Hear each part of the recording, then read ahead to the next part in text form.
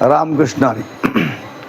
हरिचंद्र तारामती वाहे डोंबा घरी पाणी, राजावरे गेले धुरी होईल ते सहज पा. जगद्गुरु तुकोबारा या अभंगामध्ये सांगतात की हरिचंद्र राजा फार मोठा होता मित्रांनो. त्याचा एक पण होता की आपल्या दरबारामध्ये कुणी येऊ, भिक्षुकी येऊ, कोणी मागायला काय आलं तर कुणालाच नाही म्हणायचं नाही. जो आपल्या दरबारामध्ये येईल त्याची जी जी इच्छा आहे ती पूर्ण करू अशी त्याची एक पण असतो. आणि त्याने आपल्या मनाची खोनगाठ बांधलेली असते की काही झालं तरी आपण मागं हटायचं नाही. जेवढं काही जनतेला सहकार्य करता येईल, जनता कशी सुखी राहील, जनतेपर्यंत कसं पोचू हे त्याला वाटत असतं. आणि हा राजा हरिश्चंद्र राजा, ज्या वेळेला हरिश्चंद्र राजाचा एक नियम होता, सूर्य उदय झाल्यापासून सूर्यास्तापर्यंत आपल्याकडे जो कोणी येईल त्याची सगळ्यात पूर्ण इच्छा करायच्या, त्याला मदत करायची, त्याचे सर्व असणाऱ्या अडचणी दूर करायच्या असा त्याचा एक संकल्प असतो. आणि एक ऋषी, फार मोठे ऋषी, या राजाची का हरिश्चंद्र राजाची काय पाहिजे परीक्षा घ्यायची म्हणून स्वतः येतात आणि सूर्यास्त होण्याच्या वेळेला ते तिथं पोचतात. आणि राजाला सांगतात की राजा माझी आशा आहे, काय अडचण आहे, ती तुझी मागणी तू पूर्ण केली पाहिजेत. राजा म्हणतो ठीक आहे करणार. आणि जे प्रधान असतील, जे सेवेकरी असतात ते सांगतात राजा आता सूर्यास्त झालाय. मग त्या लक्षात आलं सूर्यास्त झाला, ठीक आहे आपण तुम्हाला उद्या मी तुमची इच्छा पूर्ण करेल. स्वामी पण जे आलेले असतात ते परीक्षा घ्यायलाच आलेले असतात. जो माणूस परीक्षा घ्यायला येतो तो असा तसा येत नसतो, तो ती संधी पाहत असतो, ती वेळ पाहत असतो, त्या वेळेप्रमाणे तो राजा तिथं येत असतो. आणि राजाची आज परीक्षा घ्यायची म्हणून साक्षात ऋषी, देव किंवा महाऋषी तिथं आलेले असतात. आणि ज्या वेळेला राजाची परीक्षा घ्यायची आहे त्यावेळेला सेवेकरी असे म्हणल्यानंतर राजा सांगतो तुम्हाला मी सकाळी सूर्योदय झाल्या तुमची इच्छा मी पूर्ण करेल. माझा नियम आहे सूर्य उदय झाल्यापासून सूर्यास्तापर्यंत जेवढे काही नियम आहे ते मी पाळतो, परंतु मला माफ करा, मी तुम्हाला उद्या तुमची इच्छा पूर्ण करेल. ते तू म्हणतात निघून जातात. आणि ज्यावेळेला रात्री जेवण बिवण होतं, राजा झोपतो, स्वप्नामध्ये हा जो आलेला असतो ऋषी तो काय मागतो, राज्य दान मागतो. आणि स्वप्नामध्ये हा हरिश्चंद्र राजा आपलं राज्य त्यांना दान देऊन टाकतो. तिथं पण बघा शब्दाला किती महत्त्व, ताकद आहे. पूर्वीचे लोक शब्द का पाळायचे, तुकोबारांनीच सांगितलंय. तुका म्हणे पहा शब्दाची हा देव, शब्दाची गौरव पूजा करू. याप्रमाणे त्या ठिकाणी शब्द पाळला गेला. सकाळ झाली, सूर्योदय झाला आणि राजाचा जो दरबार भरला. आणि त्यावेळेला प्रत्येकाला मागणी केली जात होती, मला हे पाहिजे ते पाहिजे, आणि राजा त्यांना देत होता. ऋषी समोरून आले आणि हरिश्चंद्राला सांगितलं राजा तू हे सगळं देतो, हे तुझं कुठं राहिलंय, तू तर रात्री स्वप्नामध्येच मला तुझं सगळं राज्य दान केलंय आणि एवढं मोठं राज्य तू मला दान केलंय आणि तू या ठिकाणी असणाऱ्या वस्तू लोकांना देतोयस, तू स्वतःचा राहिला नाहीस, सगळं तुझं, तू राजा, तू सगळं दान केलंयस. हरिश्चंद्राच्या लक्षात आलं आपण रात्री स्वप्नामध्ये राज्य दान केलंय, आपलं काहीच राहिलं नाही. अंगार का मुकुट सगळं उतरून ठेवतो, एक साध्या वेश धारण करतो, आपल्या धर्मपत्नीला घेतो, मुलाला घेतो आणि त्या दरबारातून बाहेर पडतो. सगळेजण रडतात, खूप दुःखी होतात की आज एक राजा होता ना आज. पण राजाने जे सकाळी जे 2-3 वस्तू दिलेल्या असतात त्याचं दान ज्यांना ज्यांना शब्द दिला ते पूर्ण करण्यासाठी तो भर बाजारामध्ये स्वतःला विक्री करता उभा राहतो आणि धर्मपत्नीला उभा करतो, मुलालाही बरोबर घेतो, मुलगा लहान असतो. आणि ज्या वेळेला आपला बाळ लहान आहे त्यालाही या ठिकाणी आपण थांबवलं तर त्यावेळेचा बाजार भरला जातो. दुपारी 2-3 होतात, भर ऊन असतं, पोटात काही नसतं. हरिश्चंद्र राजाला कुणी विकत घेत नाही आणि तारामती राणी सुंदर असते. त्या बाजारात त्या राज्यातल्या ज्या वेश्या असतात त्या वेश्या ठरवतात की आपण काय करूयात, ह्या तारामती राणीला विकत घेऊयात आणि यांची जी काही सोने नाणे किंवा जे काही मुद्रिका द्यायच्या, सोनं द्यायचं ते आपण त्यांना देण्याचा प्रयत्न करूयात. आणि ज्या वेळेला तिचा निलाव होतो तारामती राणीला खूप दुःख होतं की आपण दररोज येणाऱ्या सेवेकऱ्यांचं अन्नदान करणे, त्यांना जीव खाऊ घालणे, त्यांची इच्छा पूर्ण करणे हे आपलं काम. आणि हे भोगत नाही घडे संचिता वाचून.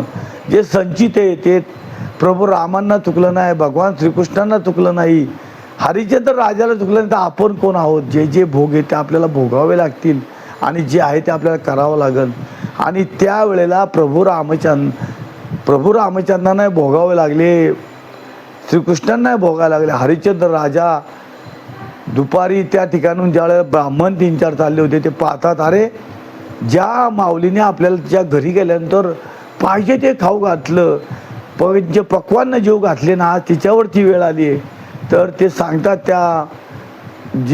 त्या भागातली जी महिला असते तिने विकत घेतल्या, तिला सांगतात की तुम्ही कुटणखाने हिला घेऊ नका, जी काही तुम्ही ठरलेलं आहे आम्ही देतो. आमच्या घरी येऊन ह्या आईसाहेब तिथले स्वयंपाक करतील, पक्वान करतील, ते आम्ही खाऊ आणि तुम्ही यांना काही घेऊन जाऊ नका. ती म्हणते ठीक आहे, काय हरकत नाही, घेऊन जावा तुम्ही. आणि मग त्यावेळेला तारामती राणी साहेबांना ब्राह्मणाच्या घरी येतात. आपल्या मुलाला ते सांगतात, माझा लहान मुलगा आहे तो घेऊन येते. ठीक आहे, घेऊन येतात. इकडं तोपर्यंत हरिश्चंद्र राजाला ज्याच्या घरी पाणी भरण्याचं काम आहे, कवाडाचं काम आहे, त्या ठिकाणी त्याला खरेदी करतात. आणि त्याच्या घरी गेल्यानंतर इकडं एक वेगळीच आख्यायिका असते की त्याला 2 धर्मपत्नी असतात. ते म्हणतात, हा कशाला येडा आणला, हा काय काम करणार आहे? त्याला सांगतात, ज्या वेळेला तू हे 2 राजन भरशील नदीवरून पाणी आणून, त्यावेळेला तुला आम्ही जेवण देऊ. दुपारचे 3-4 वाजलेले. तो पाणी भरायला सुरुवात करतो. संध्याकाळ होती. एक जण त्यातली फार मोठी शहाणी असते, ती काय करते, रांजणाला एक होल पाडून ठेवती. रांजण काय भरत नाही, जेवढ्या कावडे आणल त्या रांजणामध्ये ओतल्या जातील, तर रांजण काय भरत नाही. हा थकून जातो बिचारा, पोटात काही नाही, एवढा त्रास होतो. शेवटी ते तिथून त्यांना काढून देतात. इकडं तारामती राणी ब्राह्मणाच्या घरी दररोज पंचपक्वान बनवणे, नैवेद्य बनवणे, देवांना नैवेद्य देणे, असा हा त्यावेळेचा दिनक्रम होता मित्रांनो. आणि हा दिनक्रम ती आपल्या मुलासाठी करत असते. देव पण बघा कशी परीक्षा घेत असतो. आणि त्यावेळेला इकडं हनुमान ज्या ठिकाणी हरिश्चंद्र राजा सेवेला आहे, त्या ठिकाणी इथलं काम मिळतं. मग काम कुठं मिळतं की ज्या ठिकाणी स्मशानभूमी आहे, स्मशानाचं काम मिळतं. जो येणारा प्रेत आत्मा आहे त्याला काय करायचं, अग्निदाग द्यायचा, तिथली स्वच्छता करायची, असं काम कोणाला मिळतं? हरिश्चंद्र राजाला मिळतं. हरिश्चंद्र राजा ते स्वीकारतो. काम सुरू होतं. इकडं काय होतं, तोपर्यंत तारामती राणी दररोज स्वयंपाक बनवणे, नैवेद्य वाढणे, ब्राह्मणांना जीव खाऊ घालणे, मुलाचं संगोपन करणे. आणि जो हरिश्चंद्र राजाचा बाळ असतो नटखट, तो दररोज काय करायचा, बागेमध्ये जाणे, दुर्वा काढणे, फुलं तोडणे आणि देवांना ब्राह्मणांच्या घरी आणून देणे, हे त्याच्याकडं काम. अशी सेवा करत असताना एक दिवशी सकाळीच ज्या वेळेला फुलं तोडण्यासाठी, दुर्वा काढण्यासाठी हा बाळ जातो, त्यावेळेला त्या ठिकाणी त्याला फार मोठं, त्यावेळेला त्या ठिकाणी सर्पदंश होतो आणि हा बिचारा वैकुंठ गमन होतो. आणि ज्या वेळेला तारामतीला हे कळतं, ती खूप रडती. तिच्याकडे साधं वस्त्र नसतं की आपल्या मुलाला लपटावं आणि त्याचा अंत्यसंस्कार करावं, काहीच नसतं.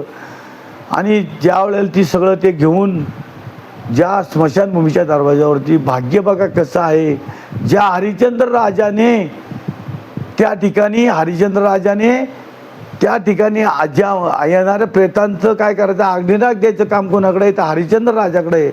आपली धर्मपत्नी आहे, आपलाच मुलगा घेऊन आला आणि त्याला अग्निदाग द्यायचं काम कोणाकडे आलं, तर त्या हरिश्चंद्र राजाकडे आलं. किती मोठी त्याच्यावरती जबाबदारी होती. परंतु आज हा राजा, परंतु ते तसं स्वीकारतो. मित्रांनो, अशी आख्यायिका घडवून पण हरिश्चंद्र तारामती हे राजा राणी राहिले. एवढं मोठं वेळ आली तरी त्यांनी आपल्या जागा सोडल्या ना. आपल्यावरती जी काही वेळ आली तिच्यावरती कधी पळून जायचं नसतं. हरिश्चंद्र राजाने कुठली आत्महत्या केली नाही. तारामती राणी म्हटली नाही की हा माझा सखा आहे, परंतु हा काही कामाचा नाही. राज्य गेलं, मुलगा गेला, तरी पण हे एकमेकावरती प्रेम करत होते. असं प्रेम पाहिजे की जे काही होऊ द्यात जीवनामध्ये, किती दुःख होऊ द्यात, कुठली दुःखद घटना घडू द्यात, कुठलाही प्रसंग येऊ द्यात, तरी आपण आपली जागा सोडायची नाही. आपण त्या प्रसंगाला तोंड द्यायचंय, त्या प्रसंगासाठी आपण ठाम उभं राहायचंय. आणि हीच सेवा ज्या वेळेला घडल, ह्याच्यापेक्षा कुठली थोर भक्ती तुकोबाला सांगत नाही. ह्याची थोर भक्ती आवडते देवा संकल्पावी माया संसाराची, ठेविले आनंदे तैशीची राहावे चित्त असू द्यावे.